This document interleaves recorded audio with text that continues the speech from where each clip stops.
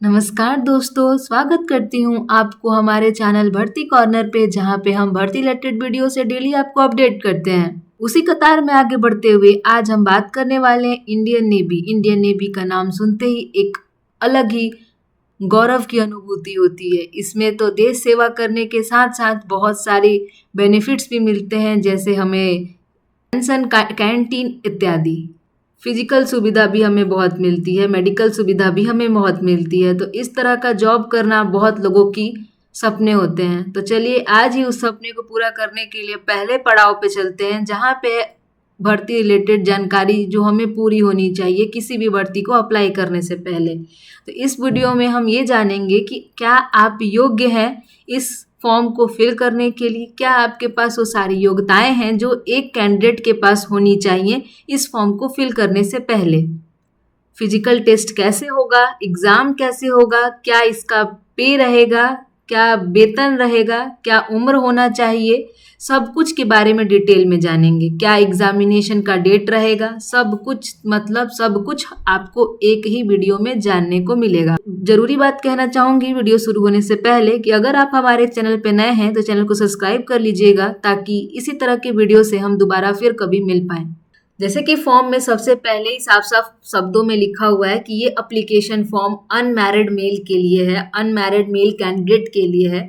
तो अगर फ्रेंड्स आप मैरिड हैं तो आप हमारे दूसरे बनाए हुए वीडियोस पे भी जाके देख सकते हैं, जहाँ पे आप एलिजिबल हैं बिना अपना समय व्यर्थ किए। हमारे चैनल पे ऑलरेडी बहुत सारे वीडियोस अपलोड हैं भर्ती रिलेटेड, तो अगर उसका टाइम अभी बचा हुआ है तो आप उसके लिए अप्लाई कर सकते हैं। ठीक है, तो आगे हम बढ़ते हैं कि एलिजिबिलिटी कंडीशन, क्या आप इसको भरने के लिए सक्षम है, क्या आप वो सारी चीज़ों को फुलफिल करते हैं जो इस फॉर्म को भरने वाले कैंडिडेट के पास होना चाहिए। तो सबसे पहले तो यही लिखा हुआ है कि ये एप्लीकेशन उन्हीं लोगों को निमंत्रित करता है, इनवाइट करता है जो अनमैरिड हैं। ठीक है, और आप अगर इसके हम एजुकेशनल क्वालिफिकेशन पे जाएं तो आपके पास +2 होना चाहिए फिजिक्स, केमिस्ट्री, बायोलॉजी में, पीसीबी में। ठीक है, और आप इस साल भी अगर 12वीं पास कर रहे हैं तो भी आप एलिजिबल हैं इस फॉर्म को भरने के लिए, बशर्ते आपके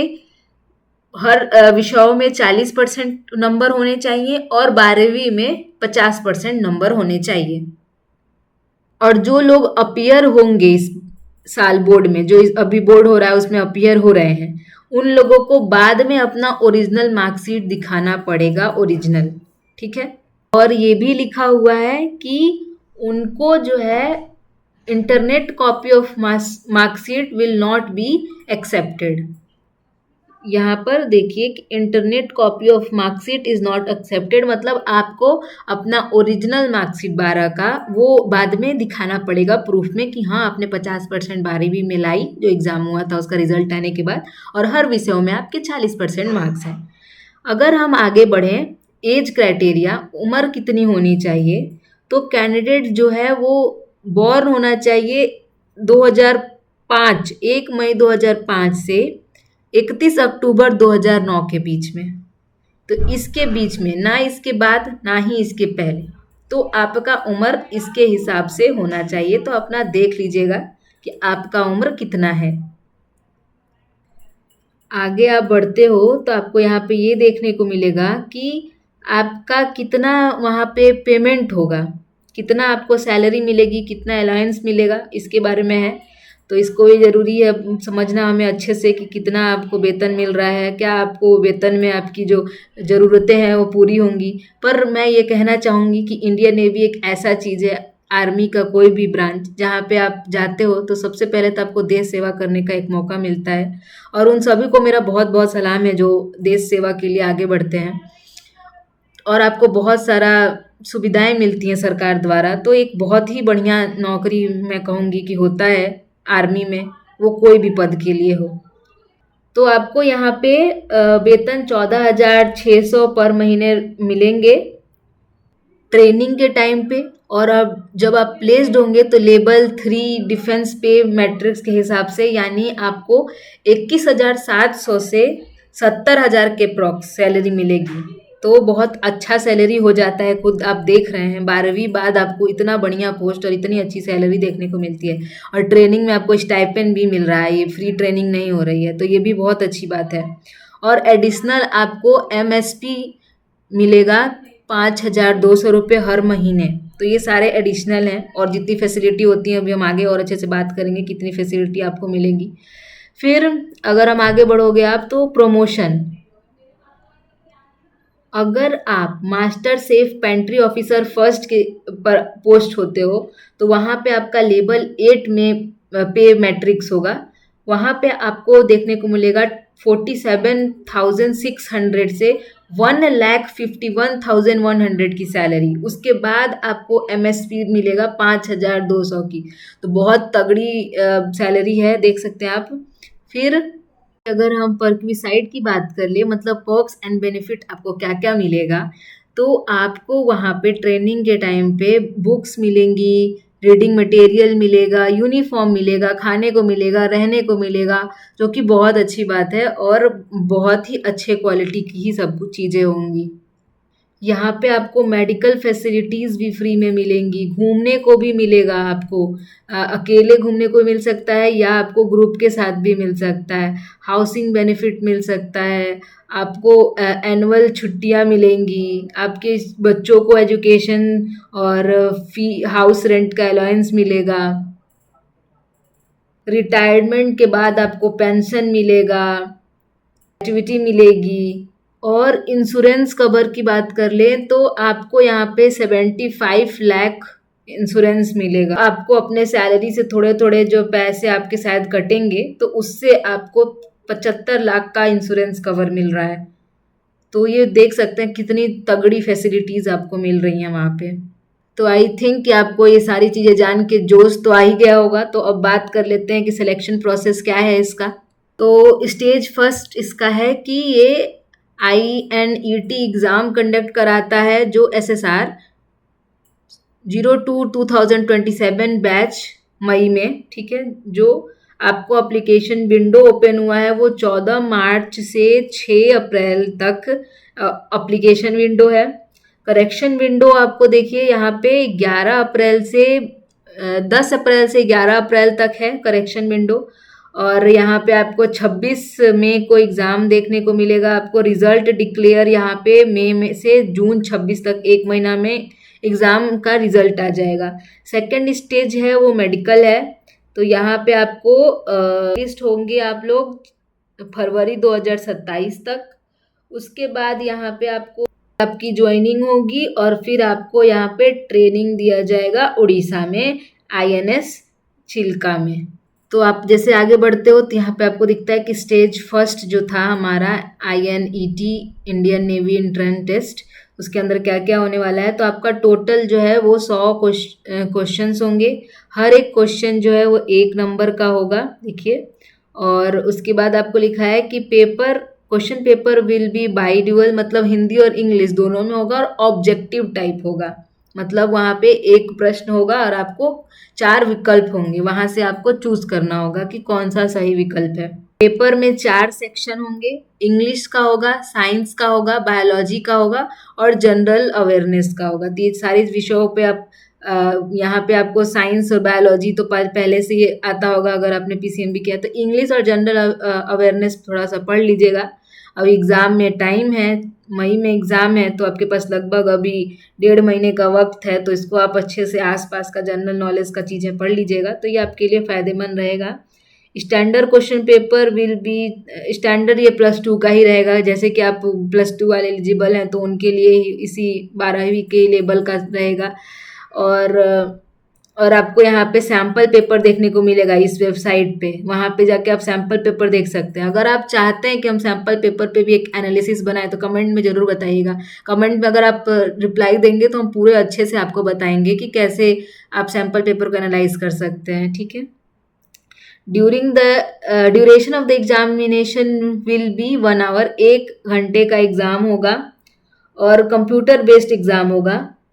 यहाँ पे 4 सब्जेक्ट होंगे और 12वीं लेवल का होगा। ये सब मैंने आपको बता दिया। और जो भी उनका क्राइटेरिया होता होगा कि किस वजह से पासिंग मार्क्स आता है वो आपको बाद में पता चलेगा।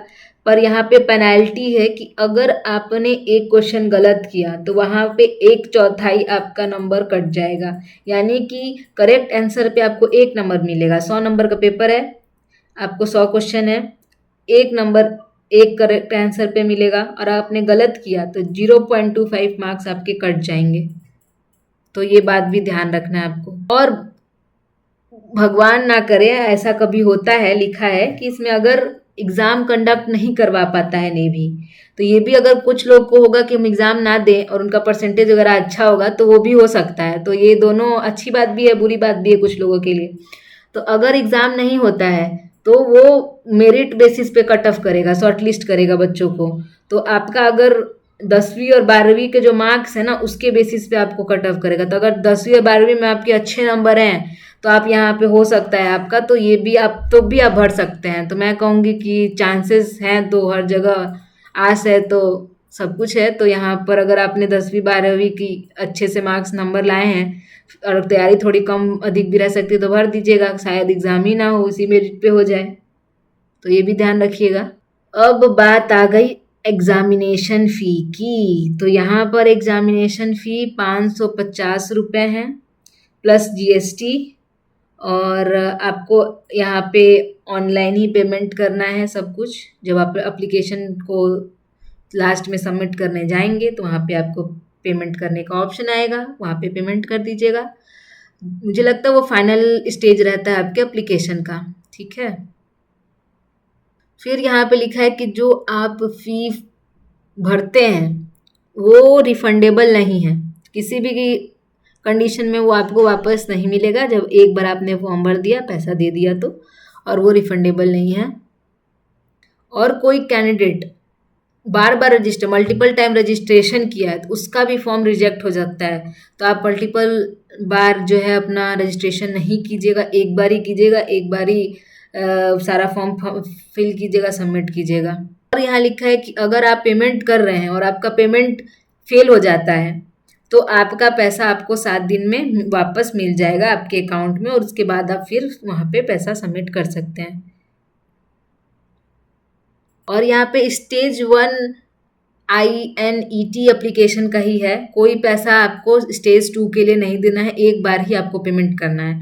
ये सारी बातें आपको बार बार इसलिए बताई जा रही हैं कि अगर कोई ऐसे वेबसाइट आप चले जाते हैं जहाँ पे स्टेज 2 का ही पैसा लग रहा है, मतलब वो समझ जाइएगा कि फ्रॉड वेबसाइट है, वो ऑफिशियल वेबसाइट नहीं है। अब बात करते हैं हम स्टेज 2 की।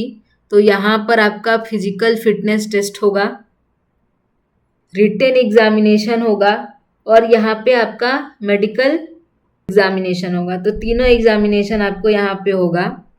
शॉर्ट लिस्टिंग यहाँ पे होगा कि आपका मार्क्स कितना है, स्टेट वाइज वैकेंसी कितनी है, कट ऑफ जो है वो स्टेज वाइज वेरी करेगा, तो वो सब चीज़ें हम बाद में देखेंगे। टाई अगर 2 लोगों का सेम आ गया नंबर, तो कैंडिडेट जिसका बर्थ डेट जो उनका अर्ली, जो मतलब उम्र में बड़ा है, उसको प्रायोरिटी दिया जाएगा। अगर आप 2 लोगों का मानिए कि नंबर सेम आ जाता है तो जो इंसान उसमें से उम्र में बड़ा है उसको प्रायोरिटी दिया जाएगा। और लोग, वो लोग जिनके पास NCC सर्टिफिकेट है उन लोगों को बेनिफिट देखने को मिलेगा, वो डायरेक्टली चले जाएंगे स्टेज 2 एग्ज़ाम में। तो बहुत बड़ा बेनिफिट है। तो अगर आपके पास ये सर्टिफिकेट है NCC का तो आप उसको अप्लाई कीजिएगा, आपको स्टेज 1 का एग्ज़ाम नहीं देना पड़ेगा, आप डायरेक्टली स्टेज 2 का एग्ज़ाम के लिए क्वालिफाई हो जाएंगे। तो एक स्टेप तो आप ऐसे ही आगे हो जाएंगे। तो आप ज़रूर इसको अप्लाई कीजिएगा अगर आपके पास होगा उसका सर्टिफिकेट तो। और उनकी जो सर्टिफिकेट होगी NCC की उसको वो लोग चेक करेंगे, अगर वो फेक है तो उनका एप्लीकेशन ही कैंसिल हो जाएगा। तो फेक मत बनाइएगा, ओरिजिनल सर्टिफिकेट होगा तभी अप्लाई कीजिएगा। ये नहीं कि आपको स्टेज 1 का एग्ज़ाम नहीं देना, 2 का देना तो आप फेक बना के अप्लाई कर दे, वो बहुत स्ट्रिक्ट चेकिंग होगी। तो इसका गलती आप नहीं करिएगा। अब आगे बढ़ते हैं फिजिकल फिटनेस टेस्ट में।